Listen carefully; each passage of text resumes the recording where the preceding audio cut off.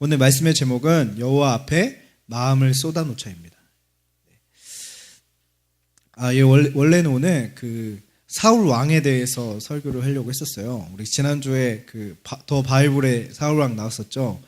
네, 얼굴이 너무 못생겼는데 성경에서는 준수하고 키가 아주 크다고 이렇게 나왔어요. 그래서 그 사울 왕에 대해서 나누려고 했는데 그 앞에 사무엘에 대해서 여러분과 좀 이렇게 나누면 더 좋을 것 같아서 오늘 이 사무엘의 탄생에 대해서 그 앞에 이야기를 좀 해보려고 합니다. 여러분, 여러분 가운데 다 어떤 문제, 어떤 근심들 그리고 걱정들이 다 각각 있을 것입니다. 근데 이 근심 걱정이 없는 곳이 있다고 합니다. 어디냐면 바로 무덤이에요. 죽으면 근심 걱정이 없답니다.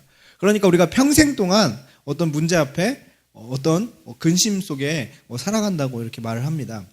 그러니까 살아가면서 모든 사람이 그 어려움을 만났는데 여러분들에게도 어떠한 각자의 그 어려움들과 문제들이 다 있을 것입니다. 여러분들은 그 문제 앞에 어떻게 반응하고 계십니까? 어떻게 반응하고 계십니까? 재혁이 어떻게 반응하고 있습니까? 네.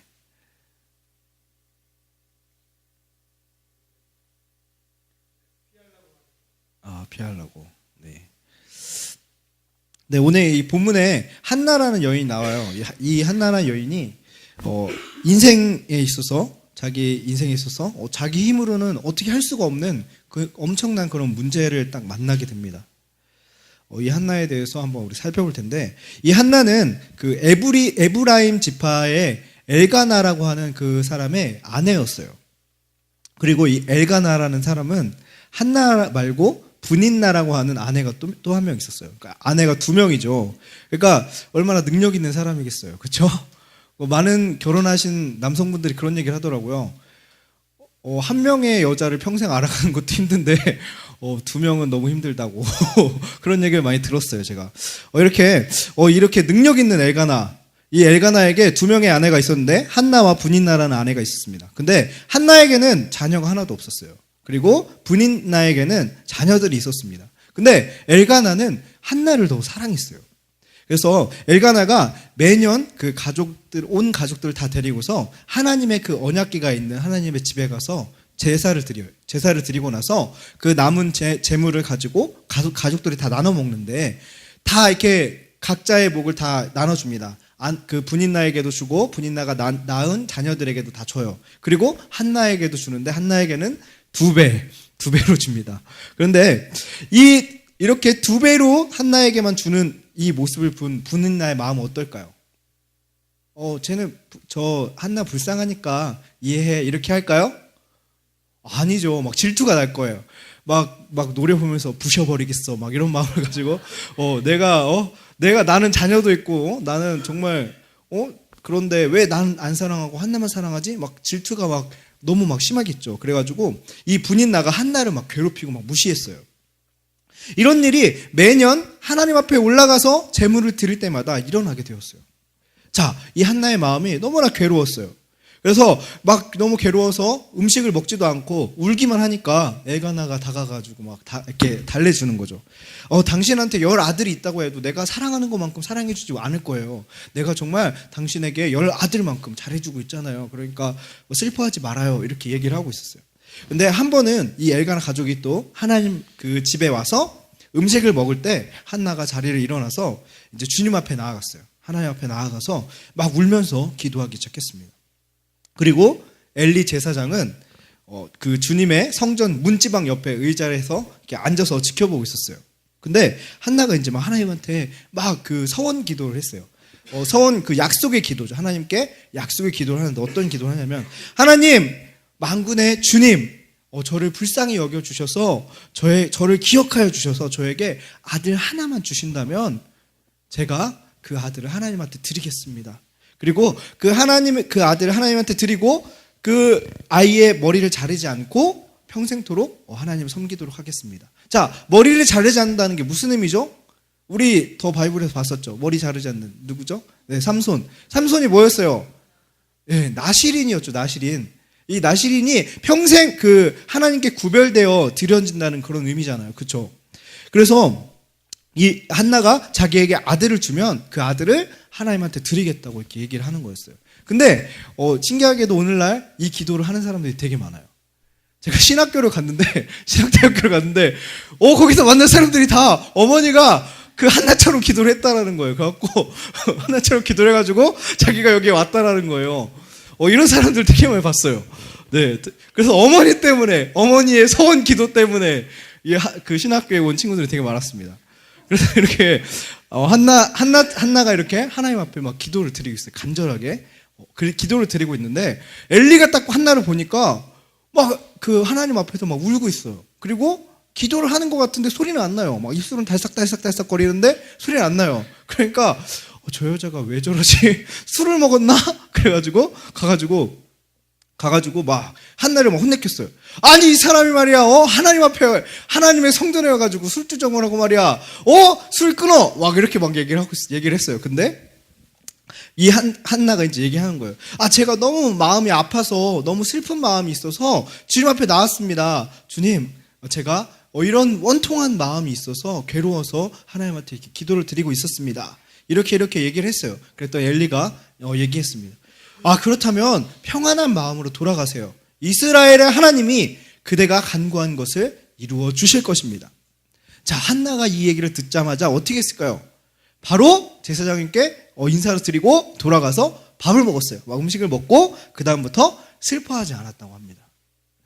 자, 이 한나가 지금 어려움을 만났어요. 그리고 이 어려움이 그 몇 년 동안 계속되었어요. 성수에 올라갈 때마다 하나님한테 제사를 드리러 올라갈 때마다 계속 이런 어려움들이 처했어요. 근데 한나는 이렇게 계속 어려움 가운데 마음이 슬프고 마음이 그렇게 막 어려움 가운데 있을 때 몇 년을 이렇게 지나서 드디어 하나님 앞에 나온 거예요. 그리고 하나님 앞에 나와서 간절하게 찾게 되었습니다. 그리고 이 어려움을 통해서 이 한나가 나중에 이제 한나가 하나님께 기도의 응답을 받게 됩니다. 오늘 이 한나의 기도 가운데 우리가 몇 가지 특징들을 살펴보기 원합니다. 첫 번째로는 하나님께서 이루어 주실 것에 대해서 구체적으로 기도를 해야 된다는 거예요. 자, 하나님께서 이루어 주실 것, 하나님께서 그 문제에 대한 해결해 주시는 모습에 대해서 우리가 구체적으로 그려야 합니다.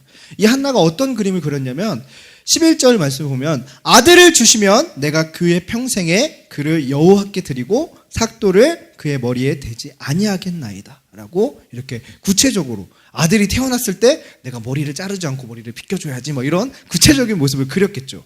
자, 그러면서 이렇게 구체적으로 하나님 앞에 기도를 드렸습니다. 그리고 이 한나가 하나님 앞에 드리기 전에 사무엘을 키우는 모습을 보면 좀 특이한 점이 있어요. 하나님 그 가족들이 다 성소에 올라가서 그 하나님께 제사를 드릴 때 사무엘을 데려가지 않아요. 사무엘을 데려가지 않고 한나는 집에 남아서 사무엘을 젖먹이기가 끝나기 전까지 집에서 키웁니다. 이렇게 좀 특이한 방법으로 이렇게 기르는 모습들을 보게 되는데 이것이 아마 이 한나가 기도하면서 그 기도 가운데 내가 자녀를 어떻게 키울 것인지 하나님께 어떻게 드릴 것인지 이것들을 이때 구체적으로 그렸던 것 같습니다. 여러분 기도할 때 그냥 어영부영하지 마십시오. 그리고 내가 그 문제에 대해서 하나님께서 도와주시는 부분에 대해서 구체적으로 그리시기 바랍니다. 제가 예전에 전에 그 얘기했었던 것이 있죠. 우리가 비전의 숫자를 얘기하죠. 12, 144, 1728, 그리고 2376명인가요? 2736명, 2700 이렇게 숫자가 있죠. 근데 우리가 이걸 숫자로 기억하는 것이 아니라 이 숫자가 사람의 숫자로 바뀌어야 돼요. 사람의 모습으로 바뀌어야 돼요. 그냥 12 하면 12명의 사람이 그려져야 돼요. 144 하면 144명의 사람들이 모여있는 게 그려져야 돼요. 1728 하면 1728명의 그 사람들이 모여있는 모습들이 보여야 돼요. 예, 저는 아직 1728명의 사람만 그려지고 그 이상 그려지지 않아요. 하지만 1728명의 그 인원 하나님께서 저한테 보여주셨습니다. 여러분, 마찬가지로 우리가 비전을 이루어 가는 데 있어서 구체적으로 그 사람들의 그 모습, 형상을 그려야 되는 것입니다. 그리고 내가 어떤 문제가 있습니까? 그 문제 가운데 돌파되어진 모습을 우리가 구체적으로 그리고 기도해야 된다는 것입니다. 이번에 우리 목사님께서 우리 리더들 책 독서 모임에 책을 추천해 주셨는데 찰스 피니의 기도라는 책이에요. 거기에 이제 제가 발표하는 부분 두 번째 장에 확실한 제목을 가지고 기도하라고 이렇게 나와 있더라고요. 근데 전에도 알고 있었던 내용인데 그 찰스 피니 그분이 이렇게 쓴 내용을 딱 보면서 되게 저한테 딱 이렇게 와닿았어요. 우리가 기도를 할 때 우리가 어떤 그 명확한 주제를 가지고 기도하지 않을 때가 많은 것 같아요. 그냥 그 성령님의 인도를 따라서 방언으로만 기도하는 그런 때가 저는 되게 많았는데, 방언으로 기도하는 것도 중요하지만 우리가 구체적인 그 제목을 가지고 기도할 때, 그리고 구체적인 그 모습을 그리고 나아갈 때 하나님께서 그 그림대로 이루실 것을 믿습니다. 네, 그래서 여러분 이 한나처럼 하나님께서 그 해결해 주시는 구체적인 모습을 그리고 기도한 여러분들이 되시길 소망합니다. 두 번째로는 하나님께 마음을 쏟아놓는 기도를 해야 됩니다.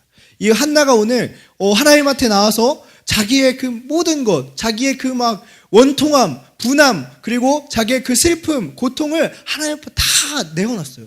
다 내어놨어요. 우리가 하나님 앞에 어떤 형식을 막 차리는 것, 그것보다 더 중요한 것은 우리의 마음을 하나님 앞에 내어놓는 것입니다.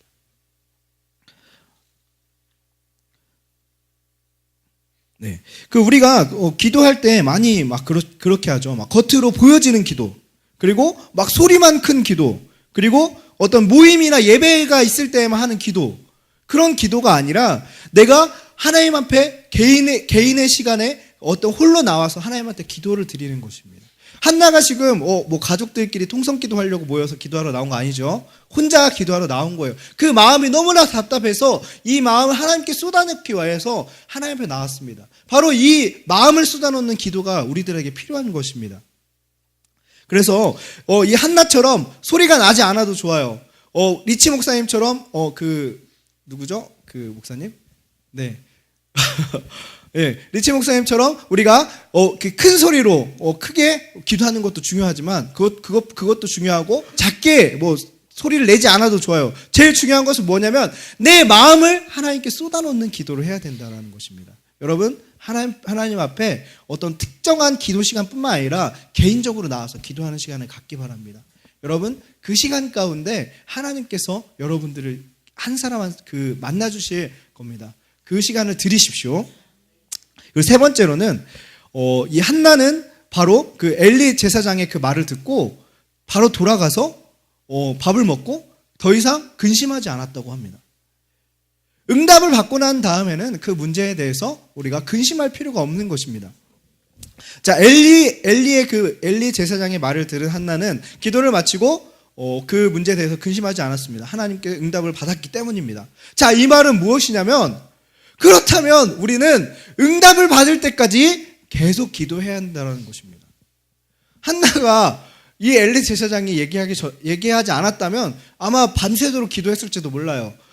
혼자 돌아가지 않고 계속 기도했을지도 몰라요. 하지만 이 한나가 바로 하나님을 대변하는 엘리 제사장의 그 입을 통하여 하나님의 그 응답을 받았을 때 이 한나는 더 이상 그 문제에 대해서 고민할 필요가 없는 거예요. 그러니까 그냥 돌아가서 마음 편하게 이미 하나님께서 나에게 그것을 해결해 주셨어 하는 그 마음을 가지고 근심하지 않았다라는 것입니다. 하나님께서 우리의 그 문제들에 대해서 응답하셨다면, 그것에 대해서 해결해 주시겠다고 말씀하셨다면, 우리는 당장 눈에 보이는 것이 없고 아무런 일이 일어나지 않았다 할지라도 하나님께 감사하며 그 문제에 대해서 근심할 필요가 없는 것입니다. 많은 우리 사역자분들도 그런 얘기를 많이 했었죠. 우리가 하나님 앞에 어떤 문제를 가지고 나와서 막 기도를 해요. 엄청난 그 문제를 가지고 기도를 하지만 돌아갈 때 그 짐을 다시 들고 갈 때가 있죠. 그러니까 이것이 되는 것이 아니라, 우리가 하나님한테 이 문제를 맡겼다면, 그리고 이 문제를 하나님께서 해결해 주시겠다고 그런 음성을 들었다고 한다면, 우리는 더 이상 그것에 대해서 신경 쓸 필요가 없는 것입니다.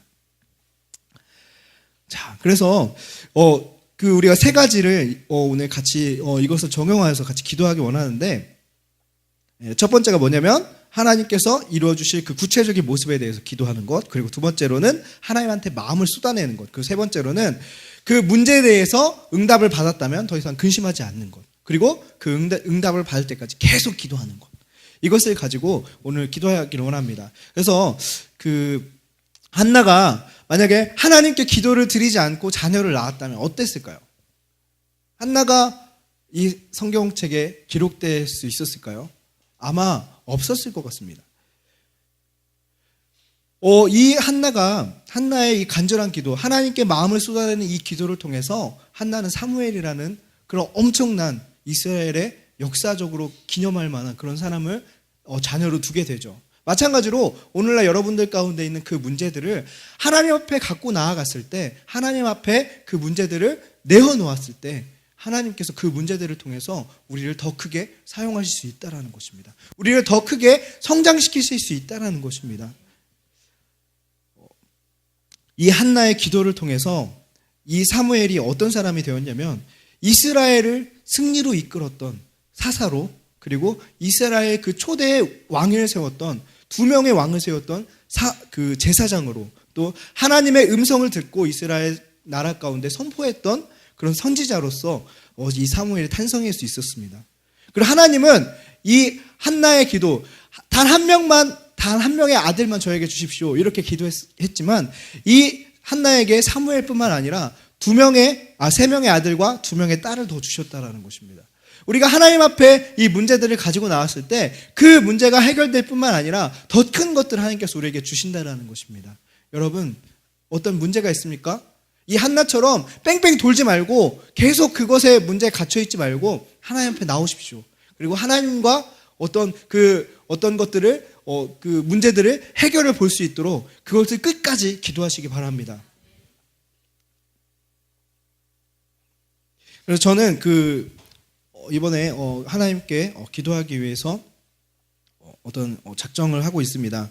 여러분들도 그 문제 가운데 어떤 문제들이 있다면 그것을 하나님과 그것을 해결하기 위해서 노력하는 기도하신 여러분들이 되시길 소망합니다. 요한복음 10장 27절에 이런 말씀이 있죠. 내 양은 내 음성을 들으며 나는 그들을 알며 그들은 나를 따르느니라. 아멘. 여호와 하나님께서 나의 목자가 되어주십니다. 그리고 여러분의 목자가 되어주십니다. 그렇기 때문에 여러분은 목자 되시는 그 하나님의 음성을 들을 수 있습니다. 여러분, 하나님의 그 음성 가운데 귀 기울이십시오. 그리고 하나님 앞에 나와서 그 여러분들의 문제와 어려움들을 하나님 앞에 내어놓으십시오. 그때 하나님께서 여러분들에게 말씀하실 것입니다.